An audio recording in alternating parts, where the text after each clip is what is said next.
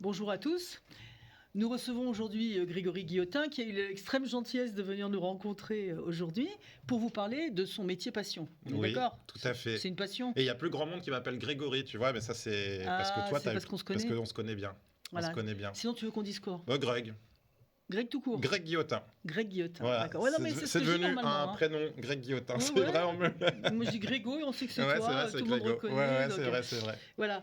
Donc, juste avant qu'on écoute justement ce que va nous raconter Greg. Mhm. Je voulais préciser, juste vous rappeler qu'ATL, et donc Allo Tata Lolo, est une chaîne qui est dédiée à l'orientation professionnelle des plus jeunes et à la réorientation professionnelle des un peu moins jeunes, ceux qui ont passé leur bac depuis au moins une dizaine d'années. Voilà. Donc l'idée, c'est de présenter un spectre de jobs très ouvert, des plus conventionnels aux plus innovants, en passant par les métiers artistiques. C'est un choix et ça permet d'avoir deux objectifs. La réalisation d'un maximum de crush professionnels entre vous et les métiers de nos invités.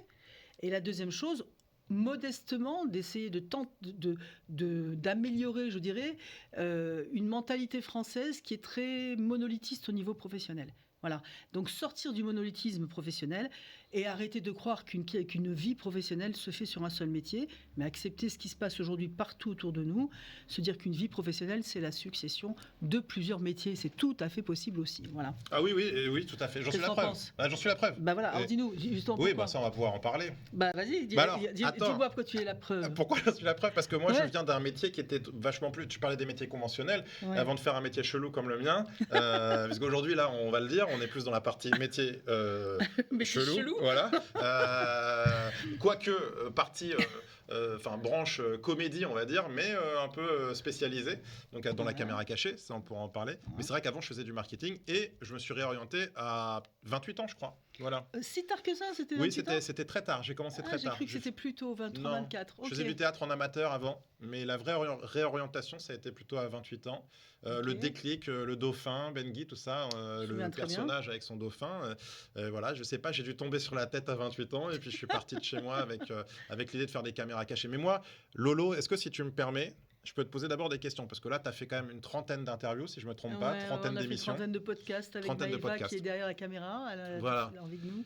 Et comme c'est ton anniversaire en plus aujourd'hui, je pense qu'on peut mettre la lumière un peu plus sur toi, que tu le mérites amplement. Bon anniversaire. Maëva s'associe à moi d'ailleurs pour te souhaiter ton anniversaire. Voilà, un très bon anniversaire, la santé surtout. C'est gentil. Il n'y a que ça qui compte. Le reste, on peut tout faire. Et puis le reste, c'est dans la petite lettre que je t'ai écrite que tu trouveras plus haut. C'est adorable. Voilà. Et donc, je voulais te poser des petites questions. Je voulais savoir, parce que c'est très intéressant pour les gens qui nous regardent, déjà, toi, tu as une formation et un parcours dans la psychologie du travail. Donc déjà, pourquoi avoir fait ce travail-là ?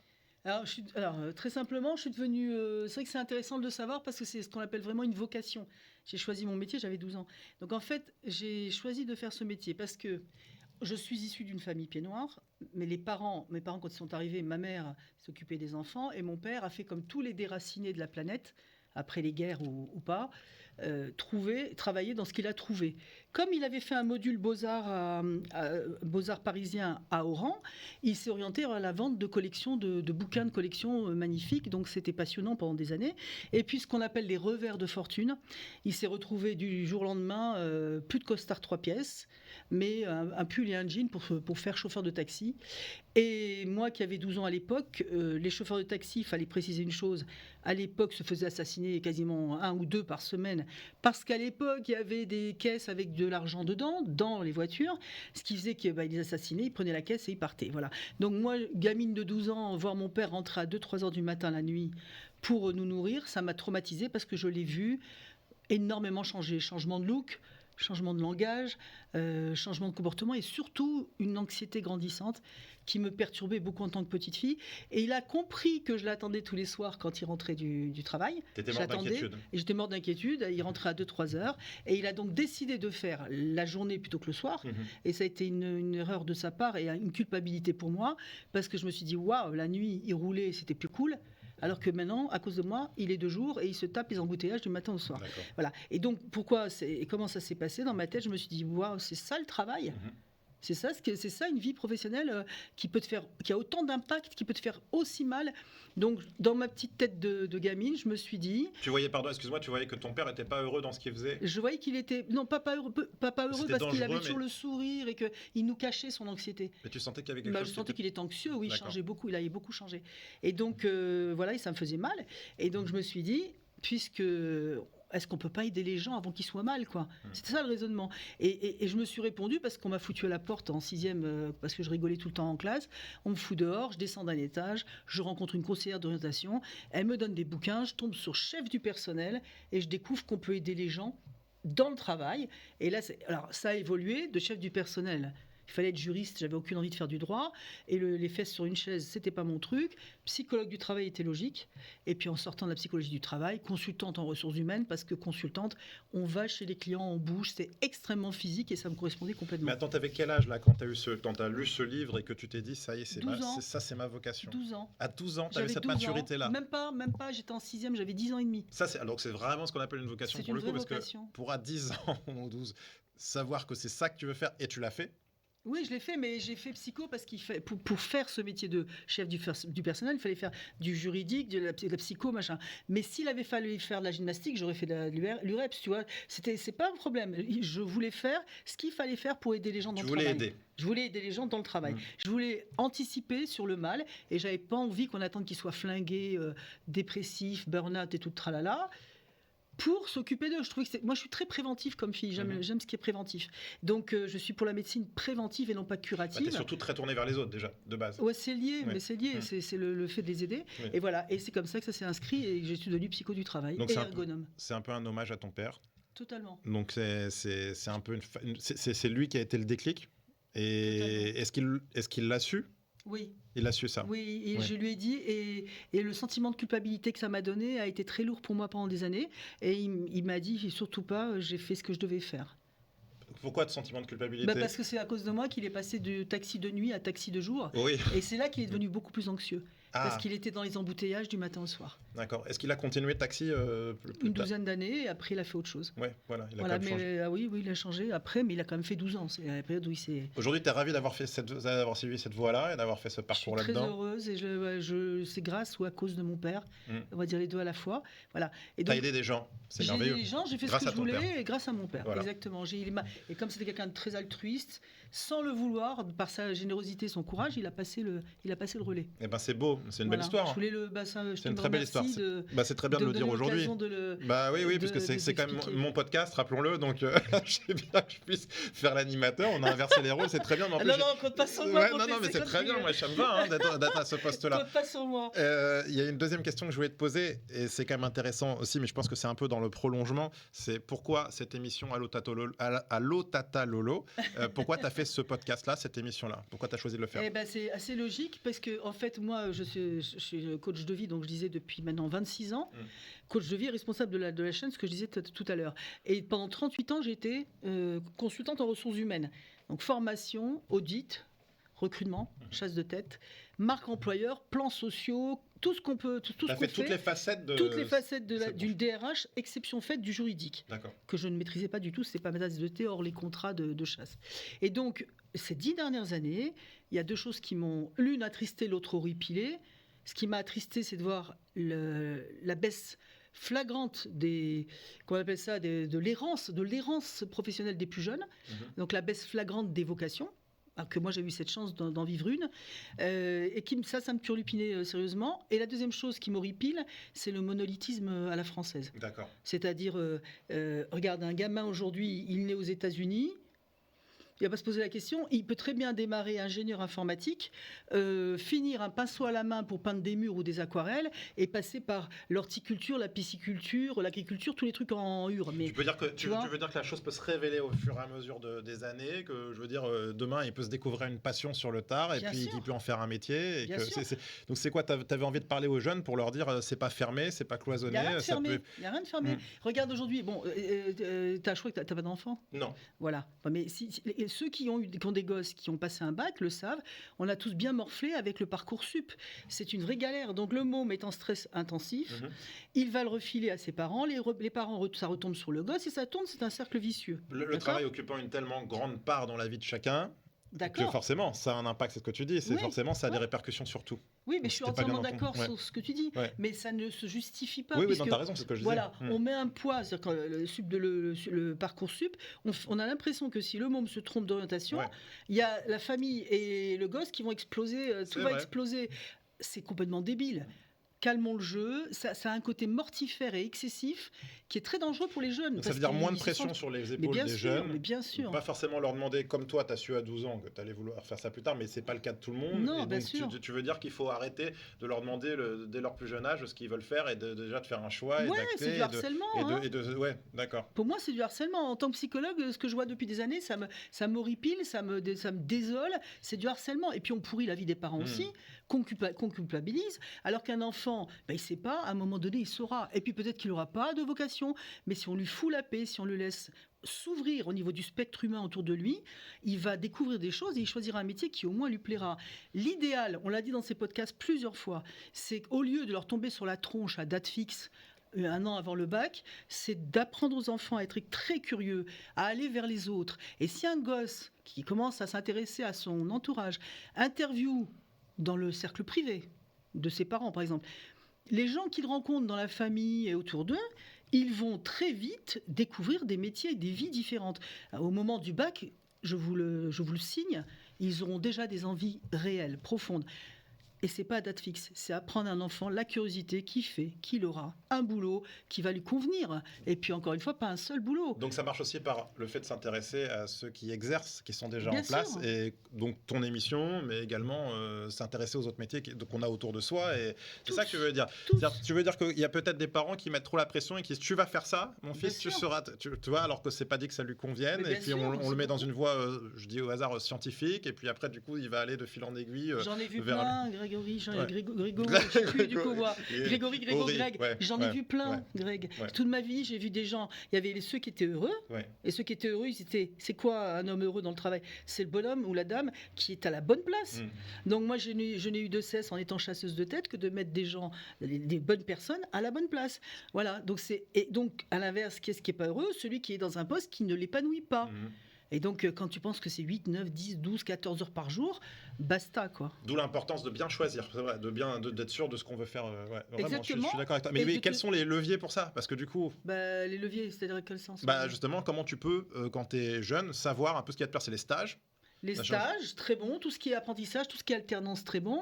Et puis ce que je viens de te dire, les rencontres. Commençons par éduquer les enfants à être curieux. Ouais, s'intéresser aux autres, poser des questions. Ça choque quand un gosse de 10 ans pose des questions à un adulte, les gens sont choqués.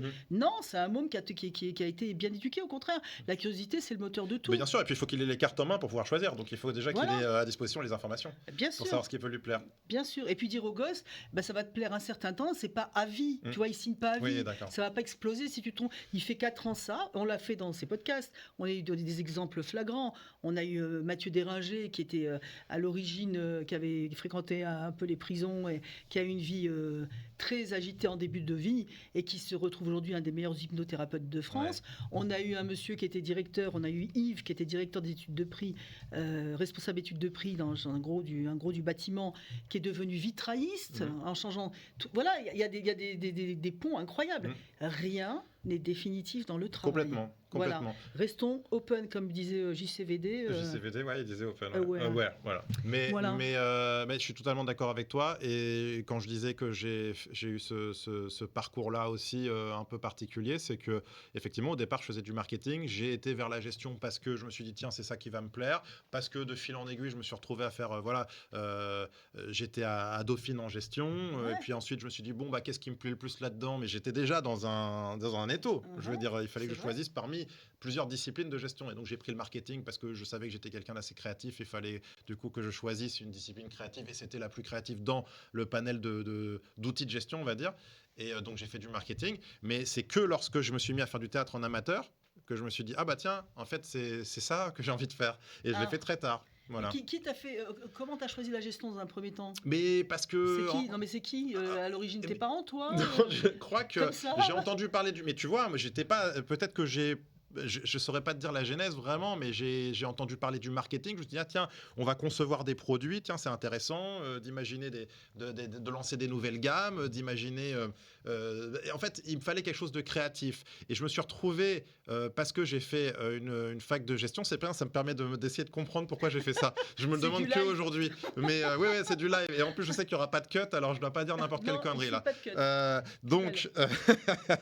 Donc, en fait, je me suis retrouvé à faire ça parce que je voulais faire quelque chose de créatif. Mais d'abord, j'ai fait des études d'audience parce que oui, c'était la télé qui me passionnait. Voilà, c'est ça y est, j'y reviens. Donc c'était d'abord la télé qui me passionnait. Tu te rappelles, j'étais assez féru de télé, les audiences, j'apprenais les télestars par cœur. C'était vraiment, voilà, j'avais déjà des lubies, je connaissais tous les chiffres d'audience. Est-ce qu'on peut qualifier ça d'un début de pathologie oui, ou pas? peut-être. Et donc là, tu avais les prémices qui expliquent le pourquoi après, le dauphin, tout ça. Donc non, mais du coup, c'est vrai que j'étais passionné de télé et je me suis orienté vers la télé. Mais déjà, j'ai eu ce réflexe de me dire, ok, c'est ça que j'ai envie de faire, donc je vais déjà faire mes stages en télévision. Et j'en ai fait plein. J'étais chez Cuisine TV, TMC, TF1, donc voilà. Mais oui, ça me plaisait beaucoup. Mais j'étais cantonné aux études d'audience, qui était quelque chose d'assez plat et assez... on va dire beaucoup dans l'analytique, les chiffres, etc. Mais ça restait de la paperasse quand même, ça restait encore de l'analyse. Un peu trop. T'étais pas sur le terrain là, ça c'est sûr. T'étais pas tout à fait engagé. Quoi. Oui, mais aux grandes dames de mes supérieurs à l'époque chez TF1 qui m'ont dit t'es trop fantaisiste quand même. Mais ils me trouvaient bon. Mais ils me disaient t'as un peu trop de fantaisie. Je foutais un peu trop le bazar dans mes idées loufoques.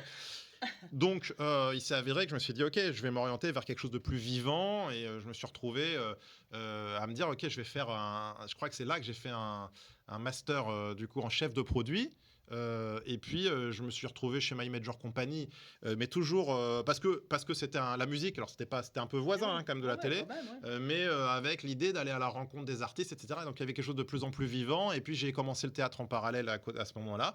Et c'est comme ça que je me suis retrouvé à me dire, non, en fait, je vais me réorienter. Donc, j'ai laissé tomber ce que je faisais et pour me consacrer à une école professionnelle de théâtre, pour être sûr. Mais là encore, ça rejoint ce que tu disais. J'avais déjà envie de voir si j'étais sûr de mon choix. Parce que c'est bien beau de faire du théâtre en amateur et qu'on dit, t'es bon et tout, mais il faut déjà que ça puisse te plaire et que tu vois ta vie là-dedans. Parce que quand même, c'est un métier assez barré, comédien. Bien sûr, mais pour ce faire, tu t'es produit, non? Oui. À ce moment-là. Mais je me suis produit, oui. J'ai fait justement avec la troupe, on faisait des représentations. Voilà. Ça me plaisait énormément, mais là, il y a une différence entre faire ça en hobby et puis se dire je veux vraiment faire ma vie. Et donc quand j'ai fait cette école professionnelle, ça a confirmé mon envie et je me suis dit c'est vraiment ça que j'ai envie de faire et je vais rien lâcher pour y arriver. C'était Studio Pygmalion à Montrouge. Ah oui, ça me dit quelque chose. Okay. Et là je me suis dit je vais rien faire. Donc tu vois, c'était un cheminement tortilleux et que je regrette pas aujourd'hui aussi parce que ça m'a forgé, ça m'a permis un petit peu de tâtonner aussi et puis de voir ce qui me plaisait moins. Et puis d'arriver finalement à faire ce travail passion aujourd'hui, quoi. Exactement. Voilà. Alors, juste parce que quand je t'ai écouté parler plusieurs fois, sachant qu'on a eu le plaisir de se rencontrer quelques fois, je voudrais juste que tu expliques quand même le panel de ce que tu fais, parce que c'est pas seulement faire le clown devant la caméra, loin de là, c'est énormément de choses. Alors explique ça à ceux qui nous écoutent, parce que c'est riche, très très riche. Sachant qu'on a déjà pris 20 minutes avec ton interview, je pense que là, on a le droit qu'à 45 minutes. Elles m'ont dit, avant qu'on enregistre, on a le droit à 45 minutes, pas plus. Et t'as pas le droit à ce que ce soit coupé, il n'y aura pas de montage. Ça, pas de montage, zéro, il n'y en a pas ici. Donc on est en roue libre. En free fight. Voilà, exactement. Non, je suis... alors, effectivement, j'ai une casquette de comédien, puisque j'incarne dans ce que je fais des personnages, que je joue des rôles, évidemment, mais aussi auteur, puisque j'écris les textes, mais aussi producteur, puisque je m'autoproduis, et aussi je gère une équipe, je gère les rushs au quotidien, les urgences, les projets, on mène tout de front, et donc je suis surtout chef d'entreprise, mais malgré moi. C'est pas que je voulais le faire. C'est-à-dire que je gère une équipe. Il y a des gens qui travaillent avec nous. Je dis nous parce que David, que tu connais, mon associé, il est là tous les jours. On travaille main dans la main. Mais donc, il y a des équipes à gérer. Et effectivement, il y a tout ce qu'il y a à côté de la partie plaisir qui est... Le vrai plaisir, c'est quand je joue. C'est quand je suis devant la caméra et c'est ce qui m'anime. Et surtout quand je fais de la caméra cachée, c'est vraiment, voilà, j'ai trouvé ce qui me faisait vibrer le plus. C'est vraiment mon truc. Mais derrière, il y a toute la construction des projets, c'est-à-dire que ce soit toute la chaîne de valeur depuis la gestion des journalistes qui vont à la rencontre des piégés jusqu'au montage final. Il y a des gens qui travaillent pour nous, à notre service, et donc on emploie. Et forcément, c'est du monde à gérer, que ce soit des gens qui sont à plein temps chez nous ou des gens qui sont en freelance. Mais donc, il y a toute la partie aussi réunion, négociation avec les marques, avec les chaînes. Donc, il y a tout un... C'est la gestion d'une entreprise, en fait. Donc, pour arriver au produit... Et notre produit, mon produit, c'est moi. En fait, je suis mon propre produit. Finalement, on vend nos programmes, donc ce qui est totalement satisfaisant parce que tu as une liberté qui est énorme, parce que finalement, c'est génial de pouvoir créer, de librement, comme on veut, ce qu'on fait. Donc ça, c'est génial. Mais effectivement, du coup, c'est pour ça que ça ne m'a pas servi à rien non plus, ces études de gestion qui auraient été longues, et puis ce que j'ai fait derrière, quand j'ai travaillé dans les chaînes, etc., parce que ça m'a appris aussi en rigueur, ça m'a appris en perfectionnisme, ça m'a appris aussi dans le relationnel avec les gens. Voilà, quand je te disais qu'il fallait canaliser ma fantaisie, aujourd'hui j'ai un peu mûri, donc je suis plus le même qu'à l'époque, mais j'ai appris à composer avec les collègues, et puis même, je te dis, à gérer des projets de bout en bout, avec vraiment une plus grande assiduité. J'ai appris beaucoup quand même de mes études aussi, parce que j'étais un gros bosseur, j'ai toujours été un gros bosseur. Et donc, c'était appliqué à un autre domaine, mais aujourd'hui, je l'applique à mon entreprise. Et finalement, c'est ça aussi qui me permet de mener des projets à bien, quoi. Voilà. D'accord. Alors, tu disais tout à l'heure, justement, tu parlais des cam-caches, caméras cachées. Alors, pourquoi ça... Je comprends, parce que quand on voit les résultats, je comprends très bien que tu te régales.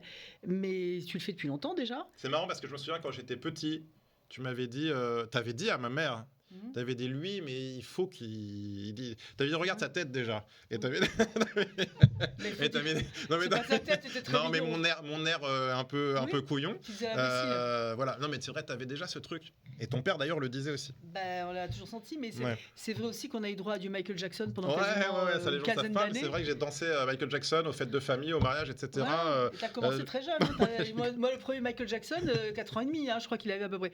C'est pas plus mal que j'ai arrêté ça. Pareil, ça c'était pas une vocation. Donc pareil, ça je me suis cherché avec Michael Jackson, c'est pareil, ça fait partie des erreurs de parcours. Non, mais c'était très sympa. Vous rigoliez bien en tout cas. On a beaucoup vous êtes bien régalés. L'objectif n'était pas de faire rire, mais en tout cas vous avez ri. Non, toi t'étais sérieux. Ça faisait du coup beaucoup plus rire parce que t'étais au premier degré à ce moment-là, mais t'étais tout jeune et c'était adorable, c'était plutôt attendrissant. Alors on revient sur la caméra cachée. Pourquoi ça te régale? Parce que ça a quand même une dimension. Une fois on avait discuté, je t'avais dit j'adore Gaspard Proust et je l'adore toujours. J'adore Ferrari et Proust. Je te cite ces deux garçons tout autre domaine. Que j'adore, que je trouve tous les deux extrêmement talentueux dans des genres différents. Et tu m'as dit Ferrari il informe plus qu'il ne fait rire, ce qui est vrai, j'adore. Et puis tu m'as dit Proust il est génial, mais effectivement il peut être un petit peu corrosif et que toi ton positionnement c'était de ne jamais être corrosif mais plutôt dans l'amour des gens, la dérision douce on va dire. Alors on est quand même transgressif. C'est-à-dire transgressif quand même. On fait des caméras cachées qui sont où on va loin. On pose ses curseurs loin, où il y a des vannes qui sont loin du politiquement correct aussi. Très loin. Mais c'est vrai que là, tu me parles de personnes qui ont plus un humour noir. Et effectivement, qui vont chercher à faire passer aussi du message. Nous, on cherche à faire rire les gens. C'est la priorité, c'est faire rire les gens. Donc, c'est-à-dire qu'on va être dans la légèreté. Donc, il n'y a pas... La seule chose, si on peut voir du message, c'est effectivement de montrer que l'être humain peut être... c'est de valoriser l'humain. C'est-à-dire de le montrer. Déjà, on choisit les piéger. On va rarement aller chercher des cons. On les évite même. Donc, c'est-à-dire que déjà, les personnes qu'on va piéger, c'est parce qu'elles ont un bon fond.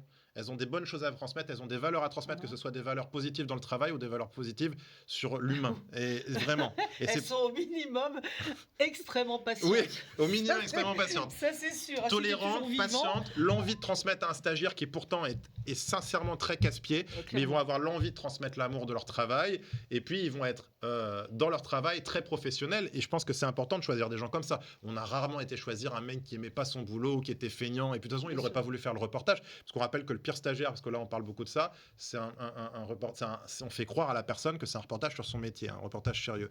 Donc de toute façon, les gens qui acceptent d'être filmés et de transmettre l'amour de leur travail à des caméras, c'est déjà des personnes qui ont des choses intéressantes à montrer. Absolument. Mais la caméra cachée, aujourd'hui, qu'on fait, c'est ça me permet de me connecter à ces gens-là aussi, de mieux les découvrir, de montrer la face. Parce que l'humain est très surprenant. Très. Finalement, il peut être assez banal parce qu'on a tous des points communs, on se retrouve tous dans des catégories socio-professionnelles, etc. Mais finalement, je suis toujours surpris par les personnes qu'on piège. C'est-à-dire que j'essaye dans un canevas d'aller d'un point A à un point B et d'avoir les réactions que je veux, mais il y a toujours des surprises. Et c'est aussi ça qui est intéressant. Tu as eu des fous rires intempestifs? Oh oui, j'en ai eu, bien sûr. Sur des dernières en date, là, avec celui qui avait une voix de femme. Oh oui, extraordinaire. Je l'ai revu récemment, tu l'as reposté. Très drôle. Extraordinaire parce qu'il est parti dans un fou rire alors que c'était un moment où il recevait une personne qui venait chercher l'amour et qui avait une voix aiguë. Et je n'aurais pas pensé effectivement qu'on partirait dans un fou rire et que lui-même serait en lâcher prise totale et qu'il n'arrive pas à se concentrer. Et donc ça, c'est extraordinaire. Mais ça, c'est les moments de vie. J'aime la vie. J'aime les moments de vie. Tu vois qu'on peut... la caméra cachée, ça me permet... tu vois, à l'inverse d'une fiction où tout est écrit. Alors, il y a des très bons comédiens, il y a des gens qui vont pouvoir être très proches du réel, mais tu n'auras jamais la sincérité que nous, on ramène dans nos images avec des moments de vie qui sont au milieu d'une histoire qui sort de ma tête, mais dans laquelle on fait germer des trucs comme ça qui sont authentiques et qui sont merveilleux et on pourra jamais... Il n'y a rien d'autre que la caméra cachée qui permet de ramener ça à l'image, en fait. Voilà. Et alors, si on va plus loin dans ce que tu viens de dire, est-ce que tu peux mettre des mots, des valeurs sur ta façon de voir la vie et de travailler? Oui. Qu'est-ce qui te vient à l'esprit? L'empathie, déjà. Si tu parles de moi, quelles sont mes valeurs que je défends? Tes valeurs que à travers ton travail, on a compris qui tu es quand même. Il y a des valeurs qui sont fortes. L'empathie, c'est quelque chose, je pense, qui me caractérise beaucoup, d'où le fait que je sois aussi sensible à la souffrance animale. À la cause animale, c'est une cause que j'ai choisie, mais c'est même pas que je l'ai choisie, c'est qu'elle s'impose à moi comme une évidence quand je vois la manière dont les animaux sont traités dans le monde, que ce sont les êtres les plus vulnérables et les êtres sans défense et qui ne sont que amour finalement parce qu'ils ne demandent rien d'autre que ça. Et la manière dont on les traite, moi, c'est quelque chose qui me heurte profondément. Donc j'ai une compassion naturelle que parfois je retrouve pas forcément chez les autres personnes qui m'entourent ou qui m'entourent pas, mais je veux dire, c'est vrai que je trouve qu'on manque de compassion à l'égard des plus faibles, de ceux qui sont le plus sans défense. Donc ça, c'est une de mes valeurs. Et après, c'est pour ça aussi que dans mes caméras cachées, là, on parle pas des animaux, mais on parle des piégés, mais je veux dire, c'est une compassion qui se retrouve aussi parce que j'irai jamais ridiculiser quelqu'un. C'est la limite qu'on se... J'ai jamais trouvé. Non, jamais. C'est pour ça que j'apprécie beaucoup ce que tu fais. Mais c'est très gentil, Lolo, merci. Et en fait, c'est vrai qu'on essaye de faire rire, mais pas aux dépens d'eux. Donc ça, c'est important de rire de moi. Ça, c'est moi le clown. Et c'est pour ça que... toi qui prends tout. Oui, c'est toi qui prends tout. Mais bien sûr. Le truc sur Johnny, où tu fais en sorte d'être la tête à claque au bout de 3 secondes et demie. En fait, je teste les limites des gens. Mais c'est très passionnant, ça, de tester les limites mais moi, je suis surprise. Mais tout le monde. Hein. Mais tu vois que souvent, en plus, on me dit, mais attends, mais comment c'est possible qu'elle ait tenu... Alors, il y a les caméras qui jouent aussi beaucoup, je pense, comme ils sont dans un reportage. Ça canalise. Ouais. Je pense que je ne serais pas aujourd'hui face à toi, je serais plus de ce monde peut-être si jamais il n'y avait pas eu les caméras qui étaient là pour me protéger. Ça, c'est sûr. C'est évident. Mais même avec les caméras, moi en tant que psychologue, quand je les vois réagir, toi en tant que psychologue, je les trouve d'une élasticité phénoménale. Quasiment tous. Oui, alors justement, c'est pour ça que je pense qu'on choisit bien les personnes. C'est-à-dire qu'on va aller choisir des gens qui vont nous permettre d'aller au bout. Il y a des gens qui sont beaucoup trop nerveux, qui sont beaucoup trop sanguins. Ouais. Il y a des gens, ils vont t'envoyer la caméra bouler, ils vont dire, moi, j'en ai rien à faire, si reportage par reportage. Et nous, qui sommes censés avoir 6 heures ou 10 heures de tournage, si le mec, au bout d'une demi-heure, il se barre, on analyse ça aussi. Hein. On le prend en compte. On se dit, mais lui, est-ce qu'il va pouvoir tenir? Déjà, tenir le coup, il ne faut pas que ce soit une personne trop sensible. Donc c'est pour ça que je te parle de compassion. C'est-à-dire qu'on ne va pas aller chercher quelqu'un de trop fragile. Tu me parlais de Johnny Hallyday, Véronica était une personne quand même avec un bon caractère. Et en général, ils ont tous ils ont de quoi supporter le piège. Ouais. Une fois, on a fait pleurer une mère de famille, j'ai plus jamais voulu le faire. Donc c'est un truc qui n'a pas été diffusé, le piège était raté. Et j'ai vu qu'on lui a fait du mal, parce qu'elle avait du mal pour sa fille, parce que c'était pour un pire gendre. J'ai dit ça, plus jamais. Donc on choisit vraiment avec précaution aussi nos victimes, entre guillemets. Mais surtout... c'est là que je dis que c'est de la comédie que je fais parce que à l'inverse d'une caméra cachée dans la rue simple, on va dire, ou comme on faisait avec l'escalator tout au début, tu te souviens, où c'est quelque chose que j'ai aimé faire, mais c'était drôle aussi. Mais aujourd'hui, je campe un rôle qui va être un rôle de tête à claque, de bouffon, de mec ridicule, de mec qu'on n'a pas envie de croiser, et surtout pas d'avoir en stage. Mais et je crois que c'est ça qui fait rire les gens aussi, hein. C'est de se dire, oh mon Dieu, mais quel boulet, et qu'est-ce que ce mec a entre les pattes pour la journée, et justement, c'est jubilatoire.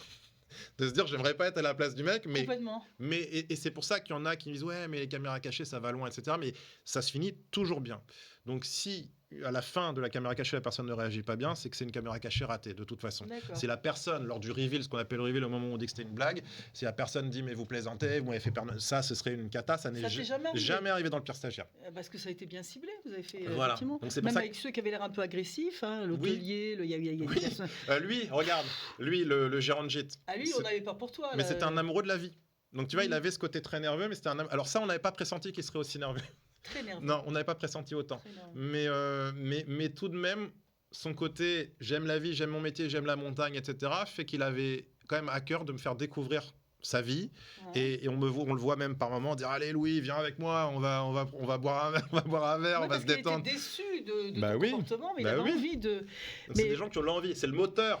Dans un métier, c'est important, c'est intéressant qu'on parle de ça, mais du coup, c'est le moteur de tout, l'envie quand même. Et lui, c'est un mec, il est beau avoir sa personnalité, il est comme il est, mais c'est un mec qui avait une envie débordante de transmettre, mine de rien. Absolument, et, ça se voyait. Hein. Et donc, et ça revient à tout ce regroupe, tu vois, pourquoi. Donc, quand tu me disais ton métier, c'est quoi ? Finalement, tu parles du fait de bien cibler les gens, c'est ce qui nous prend des mois et des mois. Ouais. Nous, on fait des castings à travers la France. C'est la question que j'allais te poser, parce que nous, on voit la surface, ce qui est au-dessus de la surface de l'iceberg, mais qu'est-ce qu'il y a au fond de l'eau là ? Combien de mois de travail c'est parfois, si tu viens dans notre bureau, tu vois des photos au mur, des murs remplis de photos, on dirait des profilers, on dirait qu'on est... Alors, soit le FBI, soit des tueurs en série. Mais je nous considère plus proche des tueurs en série, parce que du coup, on a des victimes au bout.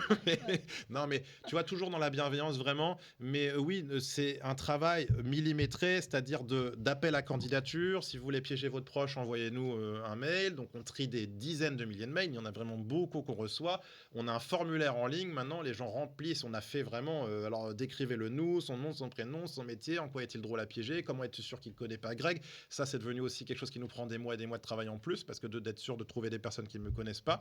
Et donc, tout ça, c'est... On envoie des journalistes. Ensuite, nous, on regarde toutes les vidéos que les journalistes nous ramènent, donc une à une, ça prend aussi des mois. Et ensuite, on se pose 1000 questions, mais tu sais pas à quel point pour essayer de faire vraiment... Mais c'est peut-être mon obsession, parce que dans mes valeurs, il y a sûrement aussi le perfectionnisme. Et donc, il y a le travail, la persévérance, mais il y a aussi peut-être le fait parfois de vouloir que la chose soit trop parfaite. Ça, c'est un peu, tu vois, c'est bien comme pas bien, mais ça fait que ça nous fait perdre aussi beaucoup de temps. Mais en même temps, c'est d'analyser chaque minute de casting, etc., pour essayer de trouver la bonne personne, d'ensuite revenir dessus, puis imaginer le personnage que je pourrais mettre en face, et puis le lendemain, on essaie à nouveau de se repencher dessus, puis finalement, tu es sûr qu'on a raison, est-ce que c'est sûr qu'il ne faut pas faire lui plutôt que lui, machin, avec le recul, maintenant, tu fais ça depuis quelques années. On a plus d'expérience. Est-ce que tu penses que ton perfectionnisme est excessif ou pas, finalement ? Il l'a été par moments. Il y a des moments où, effectivement, on aurait dû plus lâcher prise que se poser 10 000 questions. Donc ça, tu sais le distinguer maintenant, quand tu dois lâcher prise ? On a perdu des gens qui sont maintenant... Attends, c'est pour te dire, parfois, les gens, ils sont à la retraite maintenant, du coup, on peut même plus les piéger, on revient 5 ans plus tard, non mais il est parti à la retraite, du coup, non, parfois on s'est posé trop de questions, mais je regrette pas quand même d'avoir fait très attention, parce que en fait on s'est planté récemment sur 2 pièges, dont un où on a été balancé de manière totalement malveillante par une personne qui a dit à la personne piégée qu'on allait la piéger. On était à une semaine du tournage, on avait travaillé pendant 6 mois, donc tu demandais le nombre de mois, c'était 6 mois de travail. Un autre où on a mal casté, on s'est planté, on pensait que ce serait une personne intéressante à piéger, et puis ça n'a pas été drôle du tout, ça a duré une demi-heure, je lui ai dit la vérité au bout de 30 minutes.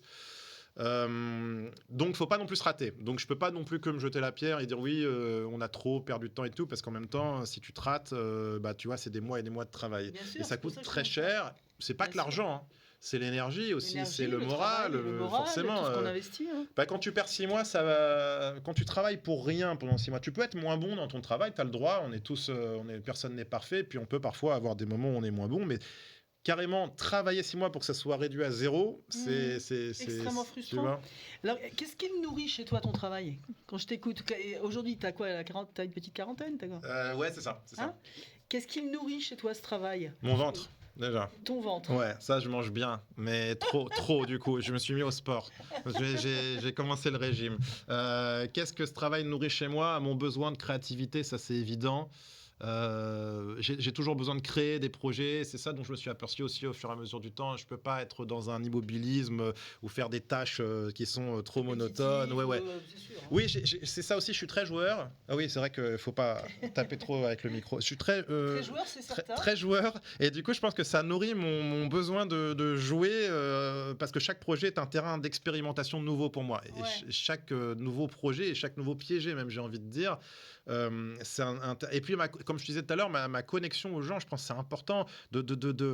Toi, tu connais ça parfaitement, mais tu vois, finalement, on a une part de psychologie dans ce qu'on fait, donc d'essayer de comprendre comment ils peuvent réagir, qu'est-ce qui peut les faire rire, qu'est-ce qui peut les mettre à mal, qu'est-ce qui peut les faire pas pleurer, on évite, ou pleurer de rire, ça c'est mieux. Et même le public aussi, pareil, d'essayer de comprendre ce qu'ils peuvent aimer, moins aimer. Et puis moi, voilà, la connexion, c'est vraiment un travail basé sur un peu de psychologie, ce qu'on fait, le piège un piège qui dure 10 heures. C'est forcément, faut faire attention. Et qu'est-ce que ça nourrit d'autre, mon besoin de mener des gros projets au bout, quoi, en fait, et de toujours me renouveler. Et puis, parce que on peut imaginer aussi que le pire stagiaire, alors on est sur d'autres programmes actuellement, mais en fait, j'ai jamais l'impression de me répéter pour l'instant parce que chaque personne est unique. Donc, en fait, tu as un programme qui est basé sur des humains. Et donc, à chaque fois qu'on piège une nouvelle personne, à moins que ce soit vraiment le même métier, la même personnalité, c'est à chaque fois pour moi un nouveau terrain de jeu. Oui. C'est vraiment un terrain de jeu. Et tu le prends pas comme aussi un risque à chaque fois? Ah si. Un peu comme sur le fil du rasoir. Ah oui. Moi, quand je suis en coaching avec des cas plus que pathologiques et difficiles, je sais que chaque mot, je suis toujours sur le fil du rasoir, mais c'est ce qui m'excite. Je trouve ça super génial. Oui, ça me fait, raison. Tu vois. Mais je sais que à la moindre écart, tu peux te casser la gueule des deux côtés. Et c'est très très jouissif en même temps et périlleux, mais très stimulant. Voilà. Est-ce que toi, tu as cette sensation-là aussi dans le choix des gens et dans ce que tu prépares? Oui, et puis surtout, c'est ce qui est stimulant et le fait que ce soit le côté casse-gueule, c'est tout le challenge. Et quand je rentre dans un tournage, dans un piège, pour moi, c'est comme si je rentrais sur un ring, mais vraiment. Voilà, c'est-à-dire, je sors, Grégory, il n'y a plus. Et donc là, c'est la carapace, c'est le perso. Et le personnage que je campe, que je me suis entraîné à jouer, que je développe. Et pareil, parce que je fais un gros travail sur ça aussi, sur mes personnages, je les développe énormément. Je me suis planté parfois, je leur ai donné une direction qui n'a pas plu aux gens, et puis je reviens, et puis j'essaie de les... C'est pour ça que c'est de la comédie aussi, c'est de l'écriture, la manière de les incarner. Est-ce que c'est too much? Est-ce qu'il faut revenir à quelque chose de plus normal? Est-ce qu'il faut changer telle ou telle caractéristique? Est-ce qu'on lui apporte telle ou telle histoire? Est-ce qu'on n'explique pas dans tel épisode pourquoi il est devenu comme ça? Et tout ça, je travaille beaucoup au fur et à mesure du temps. Donner plus de profondeur à tes personnages. Bien sûr. Est-ce que le BCBG, là, Louis Vignac, il a mis combien de temps à naître, Louis Vignac, parce qu'il est très attachant. Combien de temps tu l'as travaillé, celui-là? Lui, c'était... c'est une question intéressante. La première fois que je l'ai fait, c'était sur un bateau. Ça s'appelait le Super Stagiaire Orange, parce que je faisais ça pour la marque Orange à l'époque. Si tu regardes par curiosité aujourd'hui, tu te diras, mais c'est pas du tout le même. Ouais. Mais il avait déjà ce côté un peu horripilant, mais il était déjà plus jeune. Ouais. Et puis, il n'avait pas du tout le même vocabulaire. Le rire, tu sais, ça, je l'ai trouvé sur le bateau, en live. Et je me suis dit, tiens, c'est marrant, ça marche bien. Et puis après le tournage, ils m'ont dit, les techniciens m'ont dit, tu devrais le reprendre, ce rire. J'en ai fait mon gimmick principal. Et tout ça pour dire, je suis effectivement en tournage sur le fil du rasoir en permanence. Chaque fou rire peut compromettre le piège. Souvent, on me dit, mais comment t'arrives à pas rire? Il y a une telle pression. C'est vrai. Une telle pression. Je veux dire, on travaille tellement. Parce que du coup, comme je suis là depuis la genèse du tournage, c'est-à-dire la préparation, les balbutiements, j'ai la conscience de ce que ça demande comme boulot. Tous les gens qu'on a employés, avec David, le travail que ça nous a demandé, j'ai pas intérêt à ce que ça plante. Donc je peux pas rire, je peux pas ne pas suivre le scénario. En plus, maintenant, il y a plein de gens qui m'entourent pour piéger la personne. Donc, les complices doivent être bons aussi. Donc, je les sensibilise énormément. Il y a un énorme travail de briefing en amont. Ils sont bons d'ailleurs. Ils sont bons. Moi, je les trouve très bons. Je trouve qu'il y a très peu de choses qu'on sent. Oui, c'est vrai. Et je les briefe énormément en amont. Donc, ça me prend aussi beaucoup de temps. Tu vois, ça fait partie des tâches. Donc, les briefer, on n'a pas beaucoup de répétitions parce que souvent, ils habitent loin. Et puis, du coup, en plus, on ne peut pas répéter sans la personne piégée. Donc, du coup, j'essaye de leur dire si ça se passe comme ça, toi, tu réagiras comme ça. Si ça se passe comme ça, c'est comme un truc à tiroir, en fait.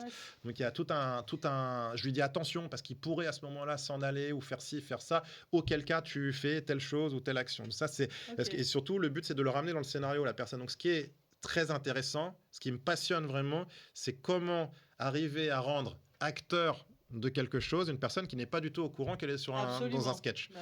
Et donc, en fait, de l'amener un peu là où on veut, mais tout en composant avec ce qu'elle est et ce qu'on ne peut pas prévoir. Donc, c'est-à-dire que là... C'est vrai que c'est pas simple, hein, non, c'est son objectif. Et c'est carrément pas... Et en fait, à la fin, en plus, les gens voient du 25 minutes, 30 minutes, 1 heure et demie aujourd'hui. Et tu me l'avais dit, le dernier était un peu trop long. Et je suis d'accord avec toi, il était trop long. On va revenir à des trucs plus courts. C'était le Johnny Hallyday. Il était trop long. Il était trop long. Trop long, mais je me suis régalé. Hein, bah, tant mieux. Mais, clairement. Et donc, en fait, on tourne 10 heures en moyenne. Donc, il y a tout ce qu'on voit pas aussi. Bien sûr. Et tu as fait des best-of et des... Oui, on fait des making-of aussi. Making-of beaucoup. Alors, comme on arrive presque au bout du podcast, ça va très vite. Moi, j'ai encore 2 questions à te poser. La première chose, c'est que puisque tu t'éclates, tu as réussi, ça se passe bien, c'est quelque chose qui te va très bien, tu es heureux. J'ai le droit de dire non. Non, mais question, parce là. que oui, c'est une question. Non, mais c'est intéressant parce qu'on fait pas que s'éclater. Et c'est vrai qu'il y a des moments difficiles, mais la passion, la persévérance, le travail, c'est les armes clés pour pouvoir maintenir le cap. Mais effectivement, j'aime profondément tourner, jouer, écrire. J'aime moins tout ce qu'il y a autour, et puis les risques. Le risque est mon ennemi aussi bien que mon allié. Donc au final, et donc il y a eu des moments dans cette carrière qui étaient plus compliqués que d'autres, des choses que je regrette d'avoir fait de telle ou telle manière, et que je pourrais, si c'était à refaire, je referais pas tout pareil. Mais en tout cas, je regrette pas d'avoir choisi cette voie-là. D'avoir choisi la caméra cachée. Ça, c'est profondément ce qui m'anime. Pas tout pareil. Donne-moi juste un exemple d'un truc que tu ne referais pas, qu'on visualise ce que tu veux dire. Bah, notamment, tu vois, à une époque, j'avais employé des comédiens pour un tournage et tout. Et c'est des choses, tu vois, il y avait une polémique, machin, c'est des trucs.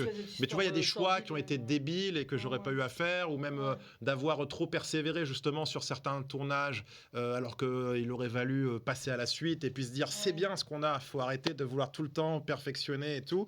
C'est ce qui m'a amené parfois le perfectionnisme à faire des conneries, à moi lâcher, et le fait de pas lâcher prise m'a amené aussi. Obstiné sur certaines choses. Et en fait aussi des choix de gens avec qui on a signé, tu vois. Non, mais c'est vrai qu'il y a peut-être des. Je parle pas d'Hanouna parce que ça, limite, il fait partie des gens, des rencontres aussi qui m'ont été bénéfiques et qui nous ont permis aussi de faire des choses extraordinaires, parce que sans lui et sans sa boîte, on n'aurait pas pu faire tout ce qu'on a fait. Merci mais bien sûr, on peut. Clairement, je crois. Mais il y a des mais par contre, il y a des choses où on se dit on n'aurait pas pu, on n'aurait peut-être pas dû le faire comme ça, mais c'est aussi comme ça qu'on se forge et qu'on apprend, quoi. Alors justement, aujourd'hui, si on pouvait te souhaiter quelque chose de plus, ce serait quoi ? Qu'est-ce qu'on pourrait... de plus ? Ouais, genre c'est bientôt Noël. Qu'est-ce qu'on peut te souhaiter de plus, de mieux ?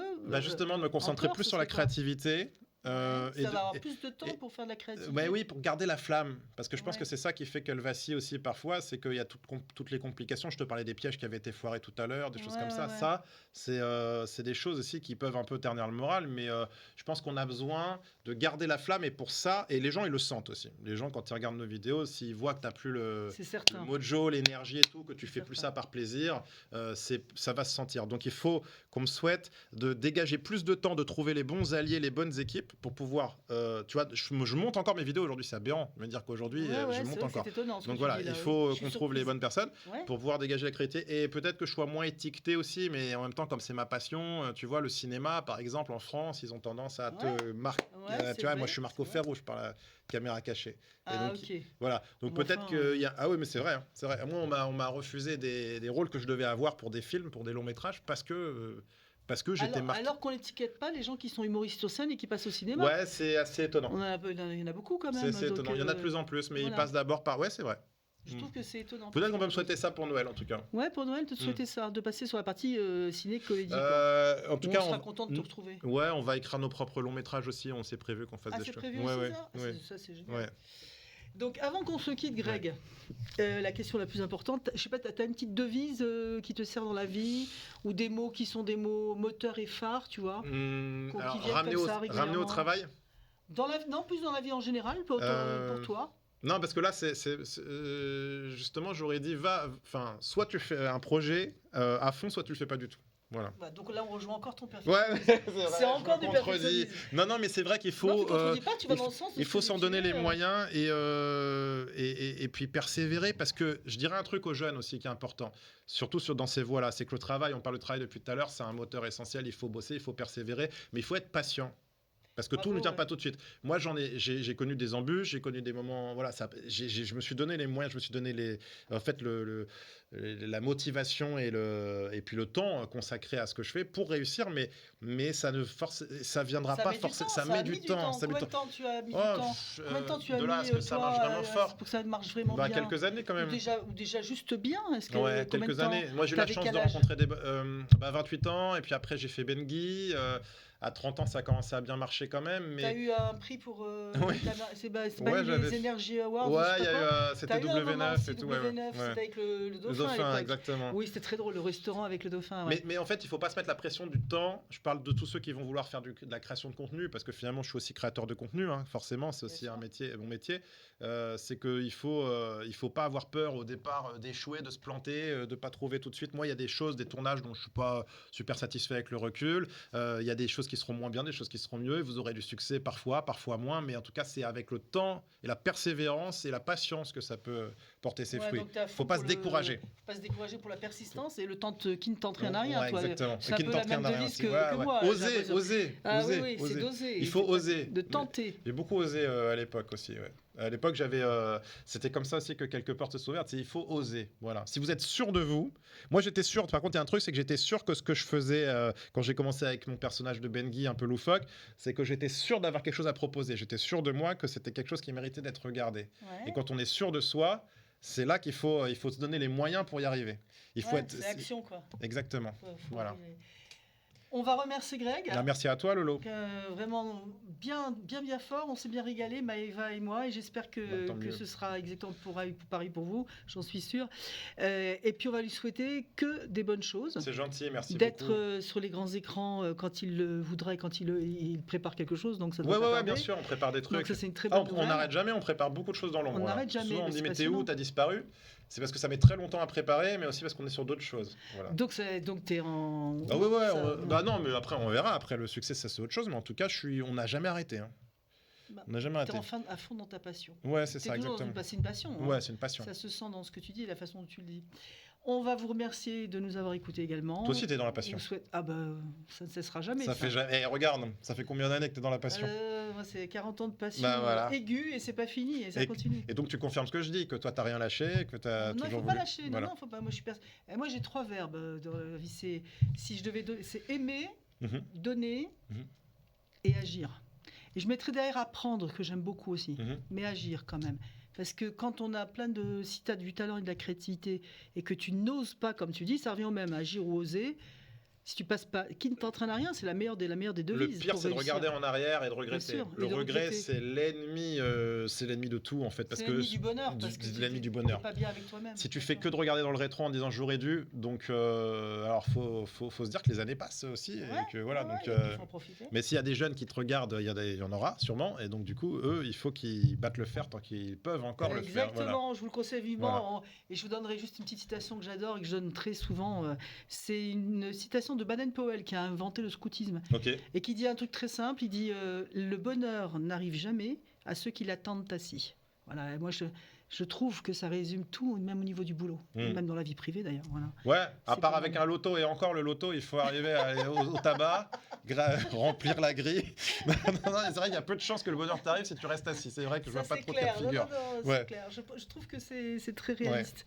Voilà, on va vous quitter. On vous souhaite une excellente fin d'année, fête également. Oui, très bonne fête à tous. Et puis on espère vous retrouver sur les autres podcasts. T'as plein de projets toi aussi? Oui, on va pas s'ennuyer. Désolé, ça s'arrête pas ton podcast. À chaque fois, et en plus, il y a Maëva qui dit qu'il faut qu'on arrête. Il y a Maëva qui va stresser parce qu'on essaie de les faire pas longs. Voilà, mais c'est un tel plaisir d'être ensemble. Je suis désolée d'en abuser.